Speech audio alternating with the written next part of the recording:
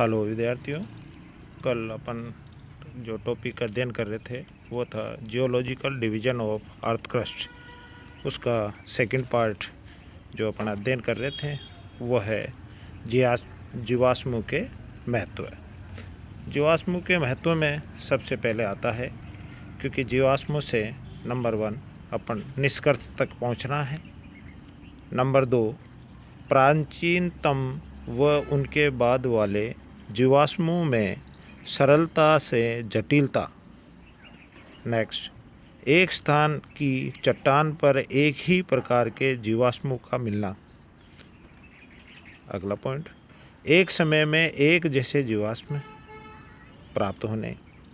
अतः उपरोक्त लक्षणों व महत्वों से यह निष्कर्ष निकलता है कि प्राणियों का उद्विकास सरलतम से जटिलतम की ओर हुआ है। अतः जीवाश्म में जो दो फाइलम या क्लासेज के बीच के प्राणियों के जीवाश्म है, जिनमें एक प्राचीन व एक आधुनिक फाइलम या क्लास के लक्षण पाए जाते हैं, जिनसे यह सिद्ध होता है कि अगले फाइलम व क्लास का उद्विकास प्राचीन फाइलम वर्ग से हुआ है। ये योजक कड़ी कहलाते हैं। जैसे जीवाश्म स्टेगोसिफेलिया, इसका प्राचीन फिशेज है और आधुनिक एम्फीबियन। उसी प्रकार आर्क्योप्टेरिक्स प्राचीन रेप्टिलिया है और आधुनिक एवीज। उसी तरह प्लेटिफस प्राचीनतम रेप्टिलिया है और आधुनिक मैमिलिया।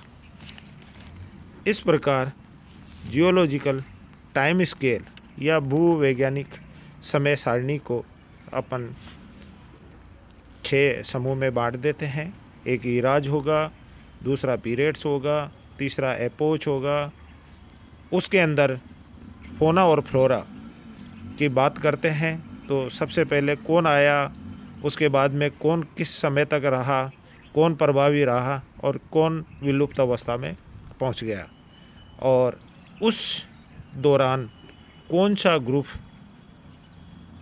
जंतुओं का जो प्रभावी रूप से बना रहा। तो इसमें नंबर 1 बात करते हैं एजोइक, क्योंकि इसका कोई उपविभाजन पीरियड्स में नहीं हुआ, एपोच में नहीं हुआ। फ्लोरा यानी कि प्लांट ग्रुप्स की बात करते हैं तो इस पे चट्टान उद्भव काल माना जाता है, अर्थात इसको अपन जीव रहित कहेंगे। जीव रहित पृथ्वी का समय माना गया। यदि इस पे अपन प्रभावी ग्रुप की बात करते हैं तो इसको मानते हैं अपन चट्टान उद्भव काल। उसी प्रकार इराज की बात करते हैं सेकंड आर्केजोइक, इसका कोई सब विभाजन पीरियड्स में नहीं हुआ, न एपोच में हुआ। और इसमें यदि अपन प्लांट्स ग्रुप्स की बात करते हैं तो इनमें प्रोटोकैरियोटिक सेल्स, बाद में फर्स्ट जीवों का समय अर्थात स्वपोषी यानी ब्लू ग्रीन एल्गी जैसे प्रोटोजोन्स इसमें आए। ये जो प्रभावी यदि ग्रुप देखा जाता है तो इसमें प्रथम जीवों का अस्तित्व में आना तथा प्रोकैरियोटिक्स जीवों का प्रारंभ शुरू होना। उसी प्रकार नेक्स्ट इराज की बात करते हैं थर्ड, वह है प्रोटोजोइक। प्रोटोजोइक किसी भी पीरियड में सब विभाजित नहीं हुआ, एपोच में नहीं हुआ। और फ्लोरा की बात करते हैं तो इसमें फंजाई यानी कि आदिम जटिल पादप का आरंभ, हरे समुद्री शैवाल की उत्पत्ति। उसके बाद फोना की बात करते हैं तो फोना में सबसे पहले प्रोटोजोन्स, स्पंजेज, सिलेंट्रेट्स एंड एनेलिड्स जैसे जंतुओं का अस्तित्व में आना हुआ। वर्टिब्रेट्स में इस टाइम कोई नहीं आया। यदि इसमें देखा जाता है प्रभाविक रूप में, तो इसमें यूकैरियोटिक युग अपन कह सकते हैं, अर्थात इसमें जीवों का अस्तित्व में आना और वह अपना प्रभाव दिखाना, ये इसमें अपन शामिल करेंगे। नेक्स्ट जो इराज है वह है पैलियोजोइक। पैलियोजोइक के पीरियड्स हैं, उनको अपन 6 भागों में बांटेंगे। Number 1 Cambrian, number 2 Ordovician, number 3 Silurian, number 4 Devonian, number 5 Carboniferous और नंबर 6 परमियन पीरियड इसमें आया।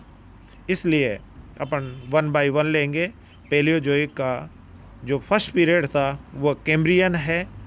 इसमें एपोच में कोई सब विभाजन नहीं हुआ।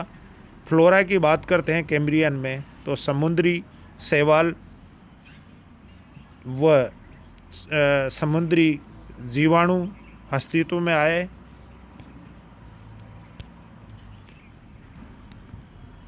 इनवर्टिब्रेट्स की बात करते हैं तो केवल इसमें जलीय यानी एक्वेटिक इनवर्टिब्रेट्स एनिमल्स जैसे ट्राइलोबाइट्स, ब्रेकियोपोड्स, मोलस्कन्स एवं इकाइनोडर्मेट्स अस्तित्व में आए। वर्टिब्रेट्स में कोई नहीं आया। अतः यदि इसमें एनिमल प्रभावी ग्रुप के नाम से जाने तो इसको जलीय अकशेरुकी युग एवं समुद्री शैवाल व जीवाणु का प्रभाव रहा। उसी प्रकार पैलियोजोइक में नंबर 2 की बात करते हैं पीरियड, वह है ऑर्डोविशियन। ऑर्डोविशियन में एपोच में सब डिवीज़न नहीं हुआ। फ्लोरा यानी प्लांट ग्रुप्स की बात करते हैं तो इसमें सबसे पहले प्लांट्स का अलवणीय जल में पहुंचना तथा समुद्री शैवालों की प्रचुरता इसमें देखी गई। इसके बाद में यदि इनवर्टिब्रेट्स की बात करते हैं तो इसमें विशालकाय मोलस्कन्स व ट्राइलोबाइट्स का बाहुल्य रहा। यहाँ आकर के वर्टिब्रेट का ओरिजिन शुरू हुआ। इसमें ओस्ट्रोगोडर्म्स यानी अलवणीय या अपन कह सकते हैं कि मछलियों का भी जन्म, जिसमें जबड़ों का अभाव था, का ओरिजिन इसमें हुआ। और इसको अपन कह सकते हैं कि ये विशालकाय मोलस्कन का पीरियड रहा। नेक्स्ट बात करते हैं सेलुरियन। पैलियोजोइक का थर्ड जो पीरियड रहा वह है सिल्यूरियन। इसमें एपोच में सब विभाजित नहीं रहा। बात करते हैं फ्लोरा की, तो फ्लोरा सिल्यूरियन में स्थलीय पौधे, फर्न, मांस, सीलोफाइट्स आदि की प्रचुरता देखने को मिली। उसी प्रकार इनवर्टिब्रेट्स की बात करते हैं तो इसमें स्थलीय आर्थ्रोपोड्स तथा पंख विहीन इंसेक्ट का जन्म हुआ।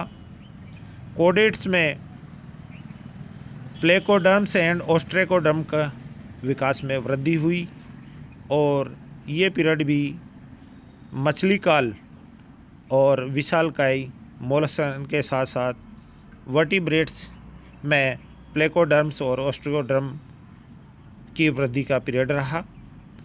नेक्स्ट पैलियोजोइक का चौथा, जिसको अपन कहते हैं डियोनियन पीरियड। डियोनियन पीरियड एपोच में कोई विभाजित नहीं हुआ। फ्लोरा की बात करते हैं तो इसमें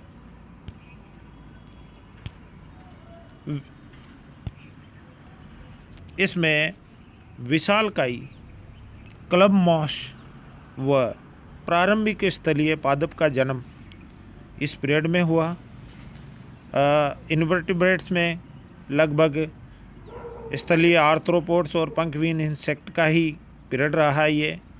और यदि वर्टिब्रेट्स में करते हैं तो इनमें डिवोनियन में प्लेकोडर्म का पतन आरंभ हो गया, बोनी फिशेज का जन्म हुआ, लंग फिशेज विकास एवं एम्फीबियन का जन्म रहा।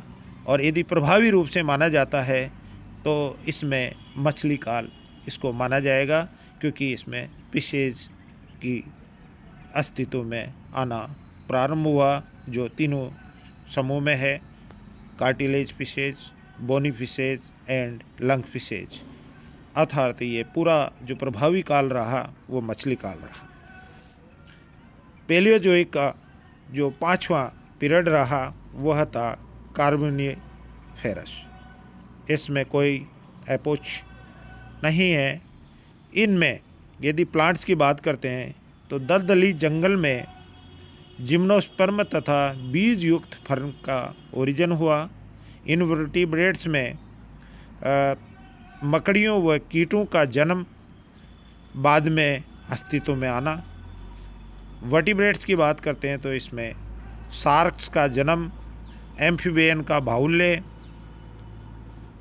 प्रिमिटिव रेप्टाइल्स का जन्म, ऑस्ट्रेकोडर्म का पूर्ण रूप से पतन। अर्थात यदि अपन एनिमल प्रभावी ग्रुप की बात करते हैं तो ये पूरा का पूरा पीरियड एम्फीबियन युग रहा। पैलियोजोइक का 6th पीरियड पर्मियन रहा, जिसका कोई उपविभाजन एपोच में नहीं हुआ। इसके अंदर यदि फ्लोरा की बात करते हैं तो इनमें जिम्नोस्पर्म में शंकुधारी वृक्षों का विकास, क्लबमॉस का पतन आरंभ हो गया यहाँ पर। यदि इनवर्टिब्रेट्स की बात करते हैं तो यहाँ पर ट्राइलोबाइट्स का पतन आरंभ हो गया था।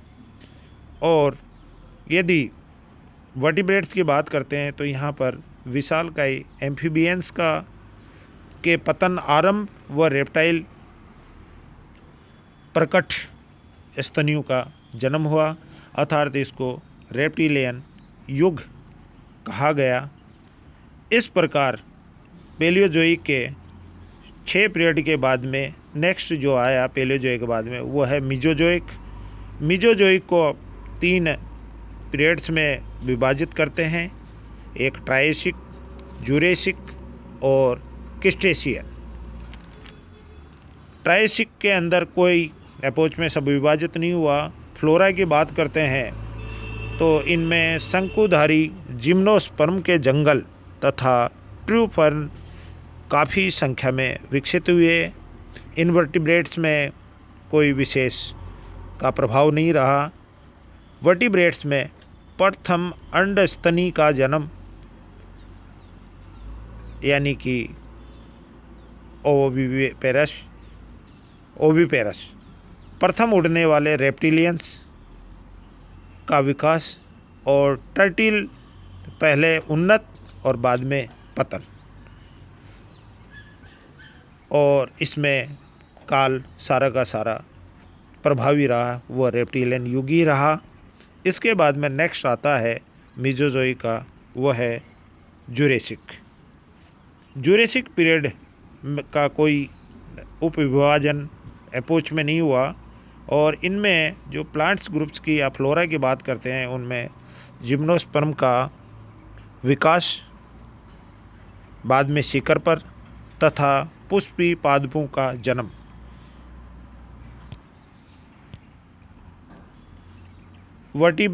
इनवर्टिब्रेट्स में कोई किसी का प्रभावी काल नहीं रहा। यदि वर्टिब्रेट्स की करते हैं तो इसमें विशालकाय डायनासोर शरीफ सर्पों का विकास शिखर पर, दंत युक्त पक्षियों का विकास, प्रोटोथीरिया और मेटाथीरिया का विकास प्रारंभ। अर्थात इसको जो पीरियड रहा प्रभावी, ये रेप्टिलियन में डायनासोर्स का पीरियड रहा। और इसमें डायनासोर्स एक तरह से जुरेसिक का स्वर्ण युग कहा जा सकता है। इस प्रकार मीजोजोइक का जो 3rd पीरियड था वह था क्रिटेशियन। इसमें कोई एपोच में विभाजित नहीं हुआ। फ्लोरा की बात करते हैं तो इनमें फर्न व जिम्नोस्पर्म का पतन, पुष्पी पौधों का विकास आरंभ अवस्था में रहा। इनवर्टिब्रेट इस टाइम कोई किसी तरह का कोई प्रभावी रहा नहीं। वर्टिब्रेट्स में बात करते हैं तो डायनासोर्स का क्रिटेशियन पीरियड में पतन शुरू हो गया। कुछ रेप्टाइल्स वायु में प्रवेश के लिए प्रयासित, स्तनियों का विभिन्न वातावरण के अनुसार अनुकूलित होना, और कुल मिलाकर के ये पीरियड जो था वो प्रथम आधुनिक पक्षी का जन्म माना जाता है। और कुल मिलाकर के इसको अपन ने रेप्टिलियन के साथ साथ डायनासोर्स पीरियड ही माना गया, क्योंकि इनमें डायनासोर्स का पतन भी हुआ, कुछ रेप्टाइल्स प्रयासित करके हवा में अपने वातावरण के अनुसार अनुकूलित हुए, और उनके साथ साथ पक्षियों का जन्म भी इसी में हुआ। नेक्स्ट अंतिम जो ईरा है वो है अपना सिनोजोइक। सिनोजोइक को दो पीरियड्स में अपन ने बांटा। पहला था टर्सरी और चौथा था क्वाटरनरी, दूसरा वाला क्वाटरनरी। टर्सरी या तृतीयक पीरियड में, जिसको अपन 5 एपोच में बांटते हैं, Palaeocene, Eocene, Oligocene, Miocene, Pliocene. और बात करते हैं इनमें से सिनोजोइक का टर्सरी पीरियड का एपोच पेलियोसीन में यदि अपन फ्लोरा की बात करते हैं तो यहाँ पर एंजियोस्पर्म यानी पुष्पी पौधों के जंगल विकसित हुए। इन वर्टिब्रेट्स में कुछ नहीं हुआ। वर्टिब्रेट्स में दांत वाले पक्षियों का विकास चरम पर था। प्रोटोथीरिया मैमल का विकास प्रारंभ हुआ, अर्थात इसको मैमेलियन युग के रूप में दिया गया। इओसिन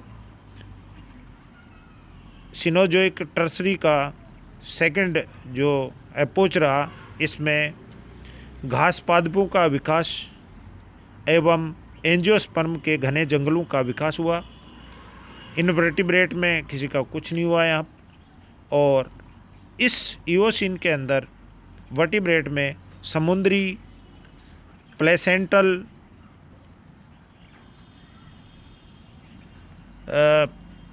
मांसभक्षी स्तनियों का विकास हुआ, और कुल मिलाकर के ये स्तनी युगी ही कहा जाएगा। नेक्स्ट सिनोजोइक का एपोच ओलिगोसीन। इसमें फ्लोरा में एक बीजपत्री पौधों व घास के जंगलों का विकास तथा बूटियों की उत्पत्ति हुई। इनवर्टिब्रेट में कुछ नहीं। वर्टिब्रेट्स में कपियों का उद्विकास, घास चरने वाले स्तनियों का विकसित होना, बंदर व वनमानुष की प्रमुखता देखने को मिली, और प्रभावी जो वर्ग रहा वह स्तनी युगी रहा। नेक्स्ट जो एपोच है सिनोजोइक का वो था मायोसिन। मायोसिन में स्थलीय पौधे विकसित हुए। इनवर्टिब्रेट में कोई कुछ नहीं हुआ। और नेक्स्ट यदि वर्टिब्रेट्स की बात करते हैं तो इसमें मानव के समान कपियों व स्तनियों के विकास में तेजी आई, अर्थात स्तनी युग रहा। नेक्स्ट प्लायोसीन, घास के मैदानों का विकास व शंकुधारी व पर्णपाती जंगलों का विलोपन हुआ। वर्टिब्रेट्स में प्राचीनतम यानी आदि मानव का उत्पत्ति एवं जुगाली स्तनी जैसे ऊंट, घोड़े व हाथियों का विकास हुआ, और पीरियड सारा का सारा स्तनी कहलाया। सिनोजोइक का जो सेकंड पार्ट था वो क्वाटरनरी अर्थात चतुर्थक। इसमें 2 उप भागों में बांटा इसको, एक प्लास्टोसीन और दूसरा आधुनिक। प्लास्टोसीन एपोच में घास व बूटियों की में परिवर्तन, और इधर वर्टिब्रेट्स में देखते हैं तो विशालकाय स्तनियों का पतन, प्राचीन मानव का आधुनिकता के अनुसार सामाजिक प्राणी की ओर बढ़ना, और कुल मिलाकर के मानव युग कहा जा सकता है। और सीनोजोइक क्वाटरनरी का जो अंतिम एपोच रहा पीरियड का, वह है आधुनिक काल। आधुनिक काल के अंदर यदि फ्लोरा की बात करें तो काष्ठीय वृक्षों की अवनति तथा शाकीय पौधों का उत्थान एवं एक बीजपत्री पौधों का शिखर पर पहुंचना। वर्टिब्रेट्स की बात करते हैं तो आधुनिक मानव, प्रमुख स्तनियों व अन्य जातियों का विकास, और कुल मिलाकर के आधुनिक वाला मानव युग ही कहा गया। Thank you.